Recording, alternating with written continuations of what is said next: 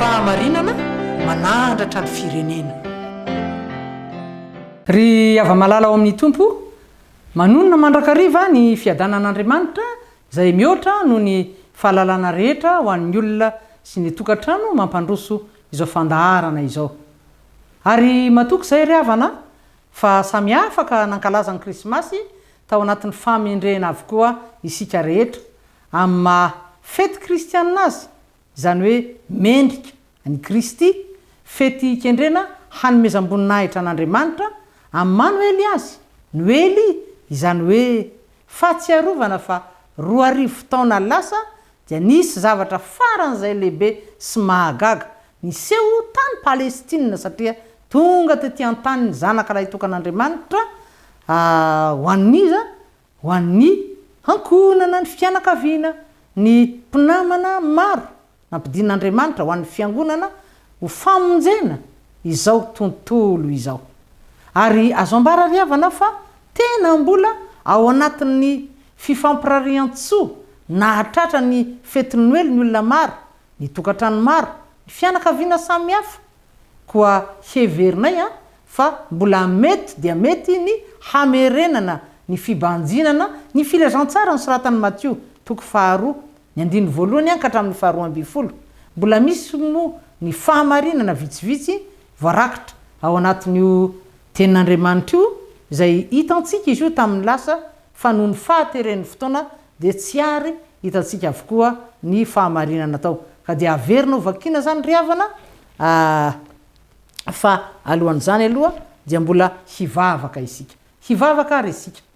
Dia misaotra anao Andriamanitra ray zanaka fanahy masina noho ny amin'ny tombonandro-pahavelomana ary indrindra tokoa noho ny nahafanay nankalaza ny Noely ry tompo dia ny fahatsiarovana nahatongavanao olona tetỳ an-tany ary fanomezan-dehibe izany satria famonjena ho anay ho an'izao tontolo izao. Mankasitraka indrindra ry tompo ara-ankehitriny raha mbola hanohy ny fibanjinana n'izany filazantsara ny soratan'i Matthieu 2:2 izany zahay dia matoky fa ny fanahinao masina hatrany no hiasa manan-kereta anendry ny lelan'ny mpanomponao ary dia ny famirapiratany voninahitrao no hiariary eto amin'ny anaran'i Jesosy Kristy. Amen. Dia hovakitsika arak'izany ry havana ny tenin'Andriamanitra amin'ny anaran'ny tompo na manginy magy sasany ani Jesosy. Ary rehefa teraka Jesosy tao Betlehema ny Jodia tamin'ny andron'ny Heroda mpanjaka, indreo nisy magy avy tany antsinanana tonga tany Jerosalema ka nanao hoe aiza zay teraka ho mpanjakan'ny Jiosy fa nahita ny kintana teny antsinanana izahay ka tonga mba hiankoko eo anatreny. Ary noho nandray izany Heroda mpanjaka dia nangorohoro izy mba amin'ny Jerosalema rehetra, dia namory ny lohan'ny mpisorona rehetra sy ny mpanoradalàna tamin'ny vahoaka izy ka nanao taminy hoe aiza moa no ahaterahan'i Kristy ary hoy ireo taminy ao Betlehema ny Jodia fa izao no voasoratry ny mpaminany ary ianao ry Betlehema tanin'ny Joda tsy dia kely indrindra amin'ny andrinan'ny Joda ianao tsy akory fa avy aminao no hivoahana izay anankiray ho mpanapaka ka izy no ho mpiandry ny Israely oloko. Dia nampaka ny magy mangingina Heroda ka namototra fatratra taminy izay andro isehony izay kintana. Dia naniraka azy ankany Betlehema izy ka nanao hoe andeha fotory tsara ny amin'izany zazakely izany, koa rehefa hitanareo izy dia ambara ho ampy mba ankanesako any koa hiankohaka eo anatrehany. Ary rehefa nandre ny tenin'ny mpanjaka izy ireo dia lasa ary indro ilay kintana hita ny teny antsinanana ny aloha azy mandra-pahatongany teo ambonin'izay nitoerany zazakely. Ary no nahita ny kintana izy dia nifaly indrindra. Ary rehefa tafiditra tao an-trano izy dia nahita ny zazakely somary reniny ka niankohoka teo anatrehany. Ary no ny efa nosokafany ny fitehirizan-drakiny dia nanolotra zavatra ho azy izy dia volamena sy zava-manitra ary miora. Ary rehefa nitoron'Andriamanitra hevitra tamin'ny nofo izy tsy hiverina any amin'ny Heroda dia lalana hafa no nalehan'ny nody ho any amin'ny fonenany. Amen. Ka arak'izany ry havana ho toizana ny fandininany Matthieu 2:2 ary dia ampatsihivina vetivety aloha ny fahamarinana voarakitra anatin'izao tenin'Andriamanitra ao zay hitantsika tamin'ny herina. Nisy misa fito izy ireo. Voalohany ny fahatanteran'ny faminaniana voalazan'ireo mpaminany maro ao amin'ny testamenta taloha dia ny ahatongavan'ny mpamonjy. Faharoa, tonga hitondra famonjena sy fiadanana ho azy zao tontolo zao lay Mesia dia Jesosy Kristy zanaka lay tokan'Andriamanitra. Fahatelo, fety sarobidy sy miavaka, fety masina fa tsy tahaka ny asaramanitra rehetra ny Noely. Noho izany dia fiankohofana izany ny mendrika ataontsika olombelona fiondrena maneho fanajana feno fankasitrahana zany no mendrika atolotritsika an'ny tompo Andriamanitra. Faefatra, Jehova Andriamanitra irery ihany, izy rery ihany no tompony tantara ary izy rery ihany mandrafitra sy mandamina ny tantaran'izao tontolo izao. Manaraka, misy fanjakana roa miavaka tsara miorina eto an-tany. Dia ninona sy ninona zany? Ny fanjakan'ny tany zany sy ny fanjakan'ny lanitra na ny fanjakan'Andriamanitra. Ary ireo fanjakana roa ireo dia samy nataon'Andriamanitra aninona hiasa sy hanompo azy Andriamanitra ary hiasa sy hanasony vahoakan'izy Andriamanitra. Manaraka, mampitolagaga ny hery ny fahefan'i Jesosy Kristy tompo. Lay nomen'Andriamanitra ny fahefana rehetra araka ny nambarany ary mbola zazakely voateraka izy dia efa nameny horohoro sy tahotra ny fitondram-panjakana Romanina tany Palestina tamin'izany fotoana izany ary Heroda moa no anaran'ny mpanjaka. Manaraka, tsy mba niaina filaminana Jesosy tompo riavana. Mbola voakely voazaza mena vava dia efa nanam-pahavalo, efa nisy nikendry hamono sahady ary tsy mba olo-tsotra fa ny mpanjaka Romanina teo amin'ny firenena.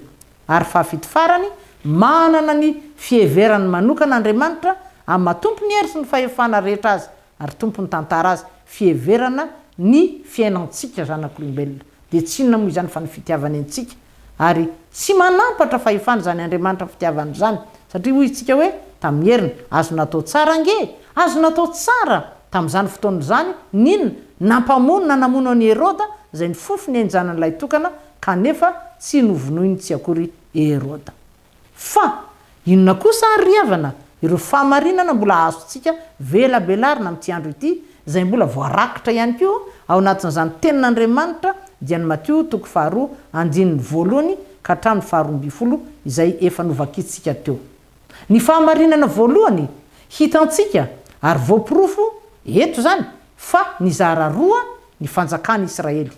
Tamin'ny taona 770 talohan'i Jesosy Kristy moa no nisy io fizarana io. Taorian'ny fanjakan'i Solomona izay fantatsika fa nandimby an'i Davida rainy. Ny fanjakana tany amin'ny faritra avaratra dia nitondra ny anarana hoe Israely izay Samaria moa no renivohitra ary ny tany amin'ny tapany atsimo kosa dia nitondra ny anarana hoe Jodia izay Jerosalema no renivohitra.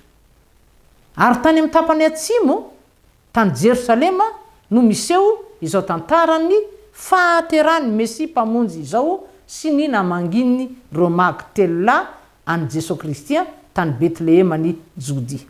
Ny fahamarinana faharoa zay voarakitra eto dia miteny sy mampitandrina amin'ny alalan'ny nofy Andriamanitra araka ny voalaza eo amin'ny 2:12 zay azontsika tsy iverenana vakiny intsony riavana fa nefa ihany koa dia azontsika jerena ihany hoe rehefa no raran'Andriamanitra nomen'Andriamanitra hevitra ho izy tamin'ny alalan'ny nofy ny magy dia tsy niverina tany amin'ny Heroda intsony. Zao no izy riava malala ao amin'ny tompo. Tsy hoe ny olona mpanofy rehetra kory dia mahazo tsindromandry avy amin'Andriamanitra. Tsy avy amin'Andriamanitra daholo akory rehefa mety ho nofy, fa Andriamanitra kosa dia afaka miteny mampitandrina ny olona indrindra moa fa ny mpanompony amin'ny alalan'ny nofy. Eny fa na ny olona tsy mino an'Andriamanitra na ny mpanompo sampy aza ny olona manompo Andriamanitra hafa dia azon'Andriamanitra omena fampitandremana amin'ny alalan'ny nofy. Eny riava malala ho amin'ny tompo, tena azon'Andriamanitra hitenenana anarina ny olona na ny mpaniratsira mpanjaka-paniratsira ny mpanjaka feno avinavina mpitandremany amin'ny alalan'ny nofy ny mpitondra fanjakana mirehare taka ny Nebokadnezara tadidinao ngamba lay mpanjaka tany Babilôna. Ary ny fahamarinana fahatelo zay hitantsika eto amin'ity filazantsara ny Matio mbola tsy hitantsika tamin'ny lasa dia ny toe-panahy zay anahafantsika an'Andriamanitra. Sotoavina kristiana itsika tsy misaraka amin'ny fitiavana agape. Fitiavana lay voalaza fa fey ny fahatanterana rehetra ary ihany koa tena mifaningotra amin'ny fiadanana sy ny fanetrentena. Ary izany ry havana nahatonga ny apôstôly Petera anoratra ao amin'ny epistily nosoratany hoe manetretena ozy izy manetretena eo ambany tana maherin'Andriamanitra mba hanandratany anareo amin'ny fotoanandro. Satria ihany koa voasoratra araka ny afantaranao azy hoe zay manandra tena no ahety fa zay manetry tena no hasandratra. Ry havana sady mamafy fanahany fanandratantena sy avinavina ao anatin'ny foamam-panahin'ny olona Satana tahaka an'izay nisy teo amin'ny Heroda-mpanjaka mba azahoany Satana manao taingim-bozina mora foana ny olona. Anisan'ny hafantarana fa tena mbola miaina lavitra an'Andriamanitra ny olona iray zany hoe tsy mbola nampiantrano any Jesosy Kristy ao am-pony, tsy mbola nandray ilay zanak'Andriamanitra ho tompo, ho mpamonjy sy mpanjaka ny fiainany. Zany hoe tsy mbola nibebaka, tsy mbola mahatsiarina na tsiaro ny mampanota azy, mbola mila ny fanadiovan'ny rany Kristy. Dia io frerehana avinavina fanandratantena io no ahafantarana fa mbola miaina lavitra an'Andriamanitra ny olona iray. Eny ry havana, raha mbola ny fanahy ny frerehana no mameno ny fo, ny saina mampanahy ny olona iray, dia tena azo antoka fa tsy mbola manapaka ao am-pony Jesosy Kristy lay hanimpamonjy izao tontolo izao, ary lay nampianatra antsika olombelona fanetrentena, satria fantatsika diso fantatsika loatra nge fa tany an-tranon'omby nge izy no teraka, na dia Andriamanitra ray tompony hery sy ny fahefanatra an-danitra sy ety an-tany azy no rainy, ary ain'Andriamanitra tsara no nanomana toerana tao an-tranom-bahiny iterahana ny zanany, fa tsy nataony izany satria fanetrentena no tian'Andriamanitra iainantsika aseho tsika zay manana ny Jesosy Kristy eto amin'ity tany ity. Ry havana, ny olona mahay manetry tena no afaka misitraka ny famonjena sy ny fiadanana natolotra Jesosy Kristy, zany hoe ny famonjena zay nitanterahan'ny tompo teo amin'ny azo fijaliana, ka nanaovany tadidinao ny teny farany hoe vita ny asany, vita ny famonjena nandrahan'Andriamanitra ray azy. Io famonjena sy fiadanana io dia ho an'ny olona manahoana ry havana, ny olona torotoro, fo, mangorakoraka mandrakarivo, mangorakoraka ny hafa, ho an'ny olona izay mahatsiaro arak'izany fa tsinotsinona izy eo anatrehan'ny fahalebiazan'Andriamanitra, ka mahatsiaro ny ratsy nataony izy, manenina noho ny faharatsiana izy, ary sy vonina hangataka famelan-keloka amin'Andriamanitra sy Jesosy Kristy tompo mpamela heloka, vonina hibebaka marina tokoa amin'ny fony rehetra, amin'ny fanahiny rehetra, amin'ny sainy rehetra, eny amin'ny heriny rehetra.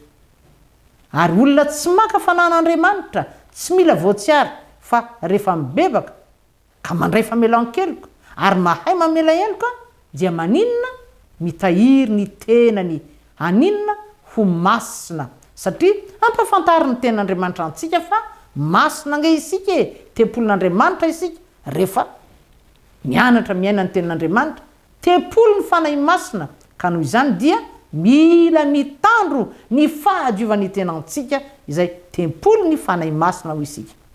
Efa ny safidy ny ho zanak'Andriamanitra isika, zany hoe olona manahaka an'Andriamanitra ray, hanana ny toetra an'Andriamanitra raintsika raha nifiditsika any Jesosy Kristy ho tompo sy mpamonjy.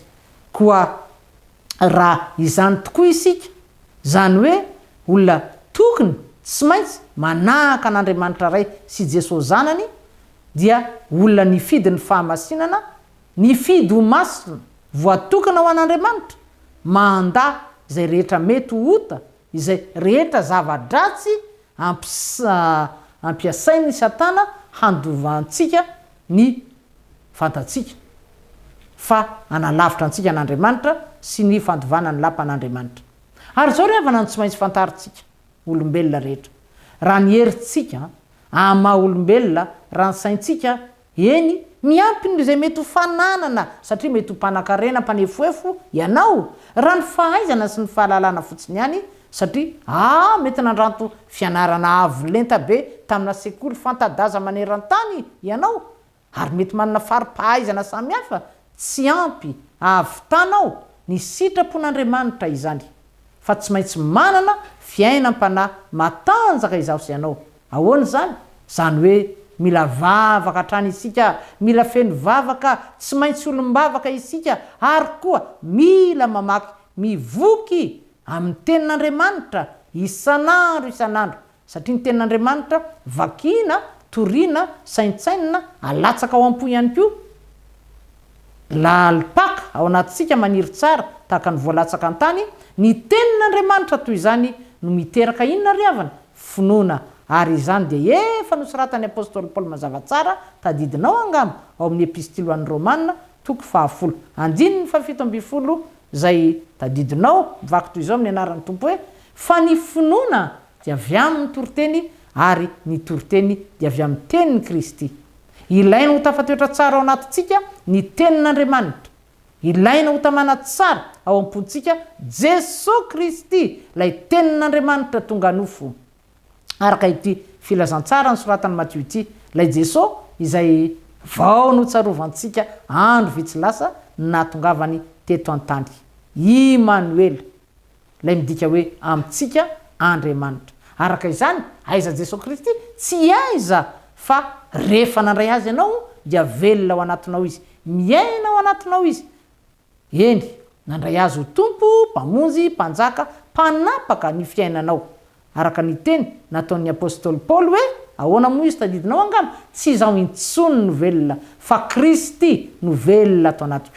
Dia engane ry havana ho marina amiko, ho marina aminao izany voalazan'ny apôstôly Paoly izany, satria izany makristianina anao.